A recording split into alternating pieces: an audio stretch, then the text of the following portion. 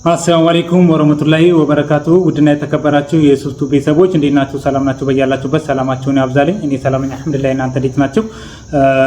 በመጀመሪያ ከሀገር ውጭም ከሀገር ቤትም ያላችሁ መላው ለእስልምና እምነት ተከታዮች እንኳን ለኢደል ፋጥር በሰላም አደረሳችሁ ብያለሁ ማለት ነው። ቢረፍድም የዛሬ ቪዲዮአችን የሚሆነው ጭቃ ቤት ፊኒሺንግ ስራ ለመስራት ምን ያክል ብር ይጨርሳል እያላችሁ በኮሜንትም እየደወላችሁም የምትጠይቁ ቤተሰቦች አላችሁ።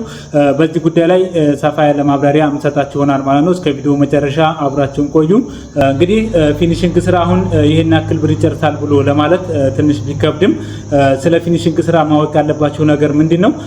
ፊኒሺንግ ስራ ማለት እንግዲህ ቤታችንን ጨርሰን መጨረሻ ላይ የምንሰራው ስራ ከመሆኑ አንፃር ሲከተልም ደግሞ ቤታችንን በጣም የበለጠ የሚያሳምርልንና የሚያስውብልን ስራ ስለሆነ ፊኒሺንግ ስራ የብር ተመኑ ለማወቅ ትንሽ ከበድ ይላል ማለት ነው። ያ ማለት ምንድነው?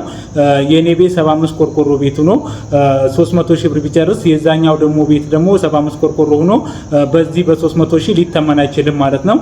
ያ ማለት ምንድነው? ፊኒሺንግ ስራ እንግዲህ እንደምንመርጣቸው ዲዛይኖች እንዲሁም ደግሞ ቤቱን ደግሞ ቀበጥ አድርገን የምንሰራው ዘመናዊ ስራ የምንሰራው ከሆነ ብሩ እየጨመረ ይሄዳል። እንዲሁ ደግሞ ቀለል አድርገን የምንሰራው ከሆነ ደግሞ ብሩም ቀለል ብሎ ሊያልቅልን ይችላል ማለት ነው። እና ስለዚህ ስለ ፊኒሺንግ ስራ ማወቅ ያለባችሁ ምንድነው? ፊኒሺንግ ስራ የቤት መጨረሻ ማጠቃለያ ስራ ስለሆነ የታለፉ ስራዎች ካሉ የታለፉ ስራዎችን አርመን የምንሰራው ስራ እንዲሁም ደግሞ ቀጣይ ላይ ዘመን የማይሰራቸው ስራዎች የምንሰራው ስራ ስለሆነ እንደ ሰውየው ፍላጎትና እንደ ሰውየው ምርጫ ይወሰናል ማለት ነው። የብር ፍጆታውና የብር መጨረሱ እንደ ሰውየው ምርጫ ይወሰናል ማለት ነው። እና በሰውየው ምርጫ ልክ ነው ፊኒሺንግ ስራ የሚሄደው ማለት ነው። እና ሲቀጥል ደግሞ እንደ ሙያተኛውም ሊወሰን ይችላል። አንዳንድ ሙያተኛ አሁን ያለው የልምድ መጠን ወይም ደግሞ የሚሰራው ስራ አንድ አይነት የተለመደ ስራ የምንሰራ ከሆነ የተለመደ አይነት የምንሰራ ከሆነ በዛው ልክ እንደዚሁ አነስ ይላል ማለት ነው። ሙያተኛው ደግሞ እጅግ በጣም ዘመናዊና በጣም ጥድት አድርጎ ዝምን አድርጎ የሚሰራ ከሆነ ደግሞ ብሩ እንደዛው አዘምኖ በሚሰራው ልክ ብሩም እየጨመረ የማቴሪያል ፍጆታዎችም እየጨመረ ይሄዳል ማለት ነው። የሙያተኛውም የብር ሂሳብ እየጨመረ ይሄዳል፣ የሚፈጀውም የማቴሪያል ዋጋ እየጨመረ ይሄዳል ማለት ነው። እና ምንድነው የሚሆነው ማለት ነው? በዚህ መሀል ውስጥ የፊኒሺንግ ስራ በምንፈልገው ተመልክ ያልቃል ብሎ ማሰቡ ትንሽ ሊከብድን ይችላል ማለት ነው። አሁን 200 ሺህ ስለጨረሰ ያንኛው 200 ሺህ ይጨርሳል ብሎ ለማሰብ ትንሽ ከበድ ይላል ማለት ነው። በተለይ ጭቃ ቤት አሁን ብሎኬት ቤት ቢሆን የብሎኬት ቤት ቢሆን አሁን ለምሳሌ ልስኑም ቀጥ ያለ ስለሚሆን ብሎኬት አደራደሩም ደግሞ ቀጥ ያለ ስለሚሆን ያን ያክል ብዙ ልዩነት አይኖረውም። ተለያየ ብለን ራሱ የ10 ሺህ 20 ሺህ ኦልሞስት ደግሞ የ40 ሺህ በጣም ሄደ ብለን የ50 ሺህ ብር ሊያለያየው ይችላል ማለት ነው። የጭቃ ቤት ከሆነ ደግሞ ልጥፉ በተለይ ልጥፉን ስንለጥፍ ምርጊቱን ቀጥ አድርገን ካለጠፍ ነው ቀጥ ካላለልን የሚወስደው ማቴሪያል በጣም ብዙ ሊሆን ይችላል። ያ ማለት ምንድነው? አንዳንዴ ጂፕሰም ቻክ ስናደርግ በተለይ ደግሞ የቻክ ፍጆታ ነው በጣም አብዛኛውን የሚወስደው ማለት ነው። ቻክ ስንሰራ ቻክ ሲባል አሁን አብዛኛው ሰው ጅብሰሙ ነጭ መሆኑን ግድግዳውና ጀሶ መገናኘቱን ነው እንጂ ቻኩን ስንሰራ ቀጥ ማለቱ ሌቭል መሆኑን አንመለከትም ማለት ነው። ሲከተል ወይ ብኖረው አንኖረው ምናምን ብለን አናይም ማለት ነው። በዛን ሰዓት ምንድነው የሚሆነው? ሙሊቱን ቀጥ አድርገን ስኳድራ እንዲመጣ አድርገን ከሰራን ሰጋቱራ ይወስድብናል፣ ጀሶ ይወስድብናል። በዛ ላይ ደግሞ ሲሞላ ደግሞ ሙያተኛው ደግሞ የሙያተኛው ሂሳብ ይጨምራል ማለት ነው። እና የጉልበትም ዋጋ ስለሚጨምር ምን ይሆናል? የማቴሪያልም የሙያተኛም ሲጨመር የሚወስደው ብር ዋጋ እየጨመረ ይሄዳል ማለት ነው። እና ስለዚህ ይሄንን ያልኳችሁና ይሄንን አብራርቼ የማስረዳችሁ ምንድነው ፊኒሺንግ ስራን እንግዲህ ይሄን ያክል ብር ይጨርሳል ብሎ ተመኑን ለማስቀመጥና ዋጋውን ይሄን ያክል ብር ነው ብሎ ለማለት ትንሽ ይከብዳል። ብዙ ጊዜ ምላሽ የማልሰጣችሁና እንደዚህ አይነት ጥያቄዎችን ስታስቀምጡልኝ ጥያቄውን ምላሽ የማልሰጣችሁ ለምንድነው? አንዳንዴ የተሳሳተ መረጃ እንዳይሆንባችሁ ስለምፈልግ ነው ማለት ነው። ያ ማለት ምንድነው? እኔ እያየሁ ስለሆነ ነው እየሰራው እያየሁ ስለሆነ ማለት ነው። በየቦታው እንቀሳቀሳለሁ፣ በየሀገሩ ሄዳለሁኝ። በየሀገሩ ሲሄድና በየቦታው ስንቀሳቀስ የሚወስደው ማቴሪያል የሚፈጀው ቤት አሁን 90 ቆርቆሮ ቤት የጨረሰው ብር 120 ቆርቆሮ ቤት ደግሞ የማይጨርስበት አጋጣሚ አለ። 75 ቆርቆሮ ቤት 75 ቆርቆሮ ቤት የሚጨርሰው ዋጋና 120 ቆርቆሮ የሚጨርሰው ዋጋ እኩል ዋጋ ይጨርሳል። የሚገርማችሁ ማለት ነው። በተለይ ደግሞ አሁን ወደ ለሚ አካባቢ ስንሄድ፣ መካነ ሰላም አካባቢ ስንሄድ፣ ደቡብ ወሎ እንደዚህ ምናምን ወደዛ አካባቢ ስንሄድ አሁን በዛ አካባቢ ላይ ያሉ የጭቃ ምርጊቶችና የምንመርጋቸው ምርጎች በጣም የተወላገዱ በጣም ሙሊት የሚጠይቁ ናቸው። እንግዲህ በዛ አካባቢ ላይ አብዛኛው በጣም ትልቅ ቤት ብለን 75 ቆርቆሮ እስከ 80 ቆርቆሮ ነው ትልቅ ቤት ብለን የምናደርገው ማለት ነው። ያ ቤት እንግዲህ የሚጨርሰው ብርና እዚህ አሁን ከሚሴ ሀርቡ ኮምቦልቻ አካባቢ ላይ የሚጨርሰው የብር ዋጋ እኩል አይነት ዋጋ ነው የሚጨርሰው።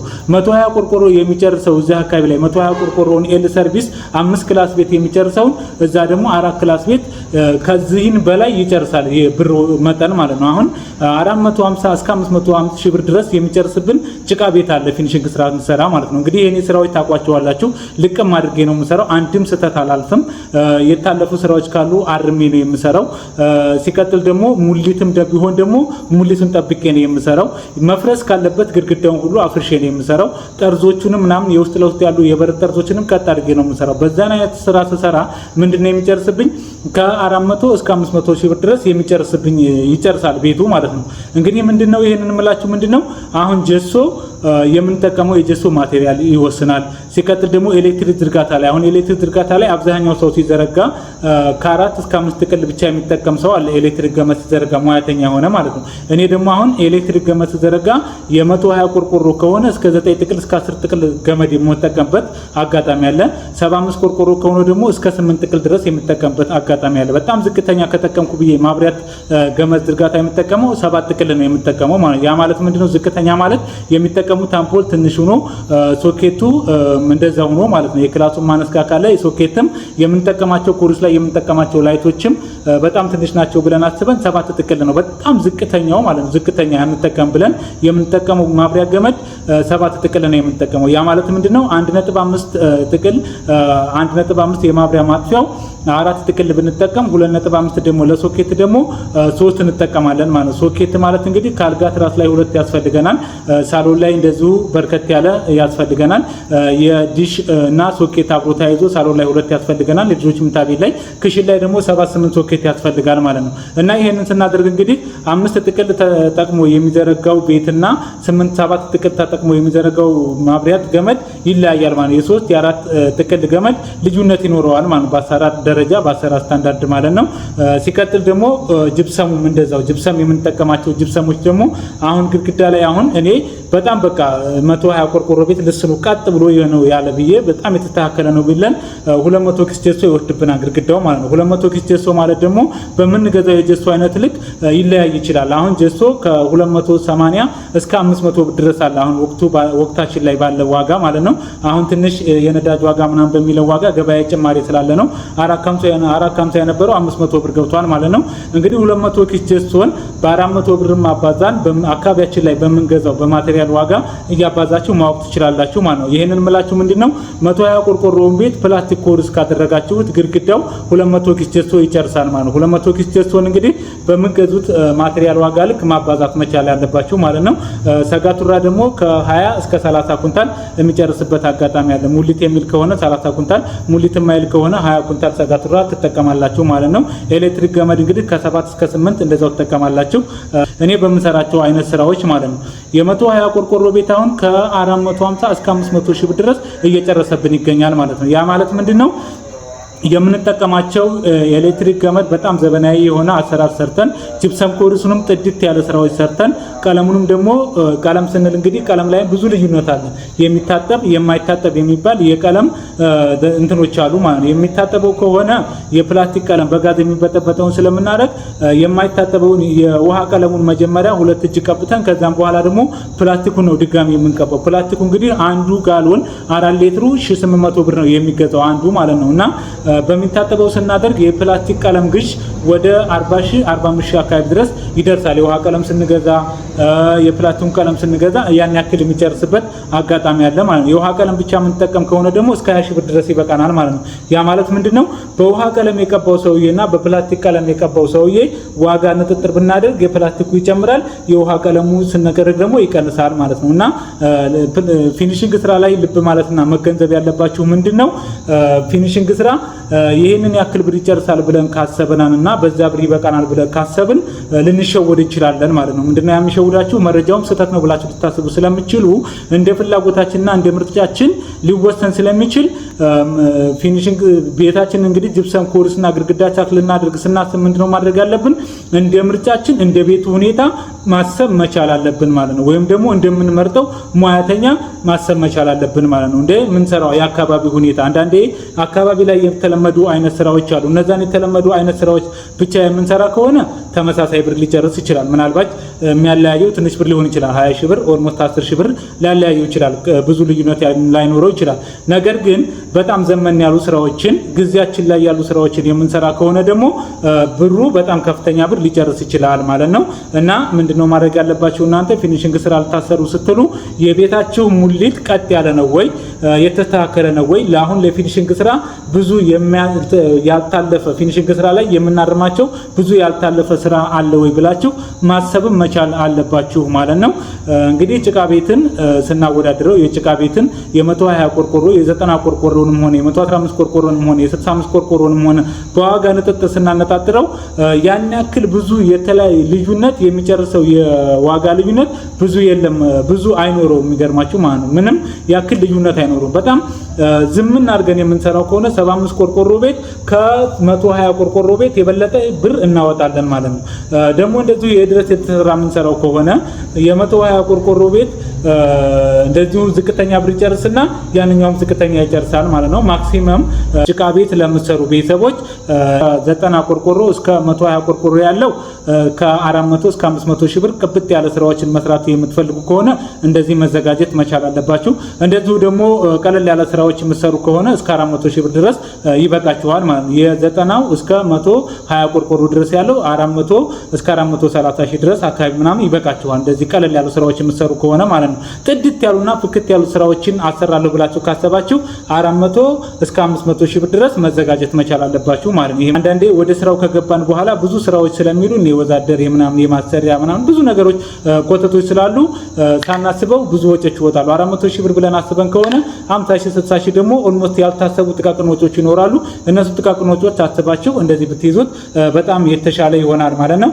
75 ቆርቆሮ ደግሞ እስከ 65 ቆርቆሮ እስከ 80 ቆርቆሮ ያላችሁ ደግሞ ምንድነው ጅፕሰሙን እንግዲህ እስከ 250 ሺህ ብር ድረስ ብታጠናቀቁ ልጥፉ በጣም አሪፍ ከሆነና ልስኑ አሪፍ ከሆነ እስከ 250 ሺህ ብር ቢያጠናቀቅላችሁ ቀለሙን ምናምን ሲጨምሩ ደግሞ ከ350 ሺህ እስከ 380 እስከ 370 ሺህ ብር ድረስ ይሄዳል ማለት ነው። ጅፕሰሙን በአጠቃላይ ሙሉ ለሙሉ ጥንቅቅ ለማድረግ ደግሞ በጣም አክቲቭ የሆነ ስማርት የሆነ ስራ የምትሰሩ ከሆነ እስከ 300 ሺህ ብር ድረስ ይጨርሳል ማለት ነው። ጅፕሰሙ ብቻ እንደዛ ይጨርሳል። ኮርኒሱ፣ ማብሪያ ገመድ ዝርጋታ፣ ግድግዳውን ቻክ አድርጋችሁ ይሄን ያክል ሊጨርስ ይችላል። ቀለሙን ደግሞ በሚታጠበውና በሚታጠበው ካደረጋችሁ እንደነገርኳችሁ 150 ይሄ 80 ሺህ እስከ 70 ሺህ ብር ሊጨርስ ይችላል እስከ ሙያተኛው ማለት ነው። እና በአጠቃላይ እንደዛ ስናደርገው 360 እስከ 380 ሺህ ብር ድረስ ይጨርሳል ማለት ያ ማለት ምንድነው በመሃል ያለው ልዩነት የዚህኛው የ100 ምናምን ቆርቆሮ 500 ሺህ ብር ከጨረሰ የ75 ቆርቆሮ ደግሞ 380 ሺህ ብር ከጨረሰ የ100 ምናምን ሺህ ብር ድረስ ልዩነት ነው ያለው ማለት ነው። ትንሽም ቤት ሆነ ትልቅም ቤት ሆነ ለጥፉን በተነሳ ስለማይለጥፉት አሁን ባለበት የአሰራር ሁኔታ እኩል የተቀራረበ ወጪ ነው የሚኖረው ማለት ነው። የ50 ሺህ ብር የ70 ሺህ ብር የ40 ሺህ ብር ምናምን ልዩነት ነው እንጂ ያን ያክል ብዙ የሚያለያየው ነገር አይኖርም ማለት ነው። ወደ ስራው ስትገቡ ስራዎችን ስትሰሩ ያ በውስጡ ላይ ብዙ ጥቃቅን ወጪዎች ስላሉ እነዚህ ወጪዎች ያስወጣችሁ እዛው እንደሚደርስ ማወቅ መቻል አለባችሁ ማለት ነው። እንግዲህ ወደ ሙያተኛ ሂሳብ ስገባላችሁ የሙያተኛ ምን ያክል ይጨርሳል ካልኳችሁ የ120 ቆርቆሮ እንግዲህ 500 ሺህ ብር ይጨርሳል ብያችሁ የሙያተኛ ሂሳብ ምን ያክል ይሆናል ካላችሁ በጣም እኛ አሁን የምንሰራው ስራ 150 ሺህ ብር ነው የምንሰራ እጃችንን ማብሪያ ገመድ ዝርጋታ፣ ጂፕሰም ኮርኒስ፣ ግድግዳውን ቻክ እንዲሁም ቀለም አድርገን 150 ሺህ ብር እንሰራለን ማለት ያ ማለት 500 ሺህ ብር ከጨረሰ 350 ሺህ ብር የሚውለው ለማቴሪያል ግብአት ነው የሚውለው ማለት ነው። 350 ሺህ ለማቴሪያል ግብአት እናውላለን። 150 ሺህ ብር ደግሞ የሙያተኛ እንከፍላለን ማለት ነው። እንግዲህ ሌላ ሙያተኛ ደግሞ 100 ሺህ የሚሰራ ይኖራል፣ 120 ሺህ የሚሰራ ይኖራል፣ 80 ሺህ የሚሰራ ይኖራል። እንደ ስራውና እንደ ሰውየው አሰራር ስታንዳርድ ሊለያይ ስለሚችል በዚህ ልክ ማየት ትችላላችሁ ማለት ነው። የ75 ቆርቆሮና የ80 ቆርቆሮ ደግሞ የሙያተኛ ምን ያክል ይሆናል ብለን ካሰብን ከ100 ሺህ እስከ 120 ሺህ ድረስም የሚደርስበት አጋጣሚ አለ ማለት ነው። እሱም እንደልጥፉ እንደልስኑ እንደ ስራው አሰራር ስለሚለያይ ከ100 ሺህ እስከ 120 ሺህ 75 ቆርቆሮ ኦልሞስት 80 ቆርቆሮ 380 ጥድት ያለ ስራ ከሰራለን 100,000 የሙያተኛ ስናነሳ 280,000 የእቃ አገልግሎት እናወጣለን ማለት ለማቴሪያል እናወጣለን ማለት ነው። 280,000 ቀለል አድርገን የምንሰራ ከሆነ ደግሞ 300,000 እስከ 320 ካወጣን 100,000 ስናንሳለን 200,000 እና 220,000 ለእቃ ማቴሪያል እናወጣለን ማለት ነው። ስለ ፊኒሽንግ ስራ ማወቅ ያለባችሁ ምንድነው ፊኒሽንግ ስራ ማለት የታለፉ ስራዎችን ልናልፋቸው ስለማንችል ልቅም አድርገን ስለምንሰራ ልቅም አድርገን በሰራን ቁጥር የምንጠቀመው ማቴሪያል እና የምናወጣው ብር እየጨመረ እንደሚሄድ ማሰብ መቻል አለባችሁ ማለት ነው። ደግሞ እንደዚህ አብራርቼ የነገርኳችሁ ምንድነው አንዳንዴ ሌላ ሙያተኛ 200 ምናምን ሺህ ብር ሰርቻለሁ ምናምን ይላሉ። የሚገርማችሁ አሁን እዚህ ጋር አሁን ይሄንን ሀርቡ የምሰራው ቤት 115 ቆርቆሮ ቤት ነው፣ 5 ክፍል ቤት ነው። ይሄንን 5 ክፍል ቤት እኔ አሁን 500,000 ብር ሂሳብ አውጥቼው ሌላ ሰው ደግሞ 250,000 ብር ሂሳብ ያወጣው ሰው ነበረ ማለት ነው። እንግዲህ ያ 250,000 ብር ያወጣው ሰውዬ ቢሰራው እኔ 500,000 ብር አውጥቻለሁኝና ያንኛው ሰውዬ ምናልባት በዚህ ሂሳብ ቢጨርስላቸው የግማሽ ብር ያክል ልዩነት አለው ማለት ነውና በዚህ ሁኔታ ላይ እንዳትወዛገቡ ነው እንደዚህ አብራርቼ የነገርኳችሁ ማለት ነው። እንደሚሰራው ሙያተኛ ይወሰናል ያልኳችሁ ለዛ ነው። አንዳንድ ሙያተኛዎች ሙሊቱን ሳንጠብቅ ዝም ብለን ባለበት ላይ ለስላሳ ስለሆነ ብቻ ሙሊቱን ሳናይ ባለበት ዝም ብለን አልተሰን የምንሄደው አጋጣሚ አለ። እንግዲህ ጂፕሰም ስራ ማለት ደግሞ ይሄ መለስለሱ ብቻ ሳይሆን ስኳድራው ሙሉ ለሙሉ ጠብቀን ሙሊቱን ጠብቀን ቀጥ አድርገን ልንሰራው ይገባል ማለት ነው። ጂፕሰም ማለት እንግዲህ ቀጥ ብሎ ቤታችንን ፎርም እንዲሰጥልን እንዲያሳምርልን ስለሆነ የምንሰራው ያበጠውን ቦታ ጠርበን የጎደለውን ቦታ ስኳድራውን ሙሊት ጠብቀን ቀጥ አድርገን ልንሰራው ስለሚገባ ስለዚህ ቀጥ ስናደርግ ደግሞ ጭቃ ቤት ደግሞ ምንም ሆነ ምንም አባጣ ጎርባጣ እንዲሁም ሙሊት መጠየቁ ስለማይቀር ሙሊቱን ቀጥ አድርገን መስራታችን ስለማይቀር እንደዚህ አድርገን ስንሰራ የማቴሪያል ፍጆታዎችና የሙያተኛውም ደግሞ እየጨመረ ስለሚሄድ የእቃዎች የምንጠቀማቸው የእቃዎች አይነት አንደኛ ሁለተኛ የሚል ደረጃ ስላለው አንደኛውን ስንጠቀም ብሩ ወደድ ስለሚል ብሩም እየጨመረ ስለምንሄድ የምንመርጠው ዲዛይን ደግሞ እንደምንመርጠው ዲዛይን ዘመን ያለ ዲዛይን ከመረጥን እንደዚህ ዲዛይኑም ማቴሪያል ስለሚወስድ የሙያተኛም ደግሞ የእጁ ስለሚጨምር ብሩ እየጨመረ ይሄዳል ማለት ነው። እና ስለዚህ ማወቅ ያለባችሁ ምንድነው ፊኒሺንግ ስራ ስታስቡ ዘመናዊ ዲዛይን ልታሰሩ ከፈለጋችሁና ዘመን አድርጋችሁ ልታሰሩ ካሰባችሁ ብዙ ብር እንደሚጨርስ ማወቅ መቻል አለባችሁ። እንደዚሁ ደግሞ ቀለል አድርጋችሁ ማሰራት ካሰባችሁ ደግሞ በቀላል ብር ማሰራት እንደሚችሉ ማወቅ መቻል አለባችሁ ማለት ነው። ፊኒሺንግ ስራ ማለት እንደ ፍላጎታችን ልንሰራው የምንችለው ስራ ስለሆነ እንደ አቅማችሁና እንደ ፍላጎታችሁ እንደ አቅማችሁ ገደብ ልክ ማሰራት ትችላላችሁ ማለት ነው። በቀላል ብር ማሰራት ከፈለጋችሁ ቀለል አድርጋችሁ ሰርታችሁ ማጨረስ ትችላላችሁ። ዘመን አድርጋችሁ መስራት ታሰባችሁና ደግሞ ጥሩ ስራ ማሰራት ከፈለጋችሁ ደግሞ ብሩ እንደዚሁ ጨምሮ ስለሚያስወጣ ጨመር አድርጋችሁ ማሰራት ትችላላችሁ ማለት ነው። ይሄንን ማወቅ ያለባችሁ ምንድነው የፋጡማ ቤት የናል ብር ስለጨረሰ ይሄን ያክል ብር ቢጨረሰ ለምን የሚለው ጥያቄ እንዳይነሳባችሁ ነው ይሄንን አብራርቼ የነገርኳችሁ ማለት ነው። እና ሲቀጥል እዚሁ ላይ ማስተምራችሁ ምንድነው ቤታችሁን ስትሰሩ ወደ ፊኒሺንግ ስራ ላይ እንዳይበላችሁ ምንድነው ማድረግ ያለባችሁ የኮርኒሱ ዲዛይን የፈለገ ያክል ቅብጥ ያለ ዲዛይን ቢሆን ያን ያክል ብዙ ማያለያየውም ግድግዳው ነው በጣም ጭቃ ቤት ብዙ ልዩነት የሚያመጣብን ግድግዳው ነው። ቀጥ አለ ማለቱ እኩል ሌቭል አለ መሆኑ በጣም ብዙ ማቴሪያል እና የሙያተኛም ደግሞ የዋጋው እየጨመረብን ስለሚሄድ ምንድነው ማድረግ ያለብን አዲስ ለምትሰሩ ግድግዳውን ቀጥ አድርጋችሁ መስራት መቻል አለባችሁ ማለት ግድግዳው እኩል ቀጥ ያለ ከሆነና ሌቭል ከሆነ 300 ኪስ ጀሶ የሚጨርስ ከሆነ ወደ 200 ኪስ ይጠጋልናል ማለት ነው። 200 ኪስ ጨረሰ ማለት የ100 ኪስ ጀሶ ዋጋ ልዩነት እናገኛለን ማለት ነው። ያንን የ100 ኪስ ጀሶን ፍጆታ በጭቃ ሙሊት እንጠብቀዋለን ማለት ነው። እና ልስኑን ዝልጥፉ ስትለጥፉ ቀጥ አድርጋችሁ ማሰጠም አለባችሁ ማለት ነው ወደፊት እንዲረዳችሁ ማለት ነው። እና ወጃችሁን መጀመሪያ ማቅለል ስለምትችሉ ከመጀመሪያ ልጥፉን ቀጥ አድርጋችሁ አለጥፋችሁ እንትን ማለት አለባችሁ ማለት ነው። እና አዲስ ለምትሰሩ ቤተሰቦች ማቴሪያል እንዳይወስድባችሁ እንደው ማድረግ አለባችሁ ልጥፋችሁን ቀጥ አድርጋችሁ ማስለጠፍ መቻል አለባችሁ ማለት ነው። እና የዛሬ ቪዲዮ በጣም እንደሚያስተምራችሁ ተስፋ አደርጋለሁኝ። አዲስ ሰሪ ለሆናችሁም በጥንቃቄ እንድትሰሩ ያስተምራችኋል። የተሰራም ከሆነ ደግሞ ቤታችሁን አይታችሁና ትኩረት ወስዳችሁበት ቤታችሁን ፊኒሺንግ ስራ እንድታሰሩ ይረዳችኋል ማለት ነው። እንደነዚህ አይነት ጥድት ያሉና ፍክት ያሉ ስራዎችን ማሰራት ከፈለጋችሁ ወሎ የትኛውም አካባቢ ላይ እንቀሳቀሳለሁኝ እየደወላችሁ አናግሩኝ።